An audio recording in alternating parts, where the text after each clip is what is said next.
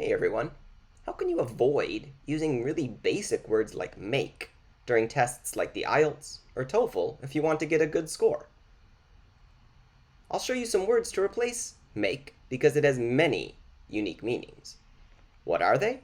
Well, I'm glad you asked. Let's get started. First up, a word that means build, as in machines building something or a factory. And that word is manufacture. Manufacture.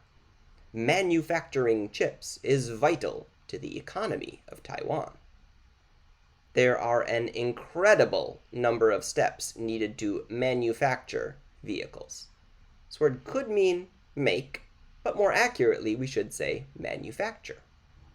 Next up is a word that also means build, but this time focusing more on natural things. Produce. Produce, input to output. Plants produce oxygen as a byproduct of photosynthesis.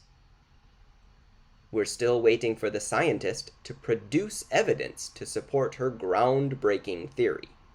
Could mean come forth with, but produce sounds pretty good here. The next word means put together from several pieces. This is assemble. Assemble. IKEA manufactures furniture that you need to assemble by yourself. This sentence would sound strange if you said IKEA makes furniture that you need to make by yourself. While it's not wrong, it's not an ideal sentence.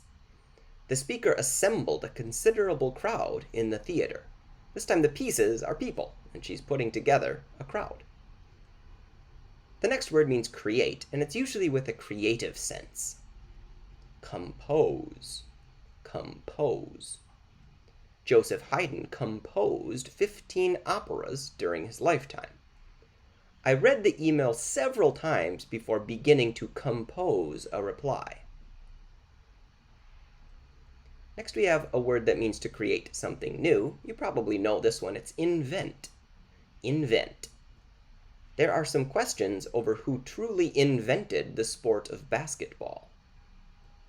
When will someone invent a longer-lasting battery for cell phones? I don't know. And finally, bring into existence or create could be precisely called generate. Generate.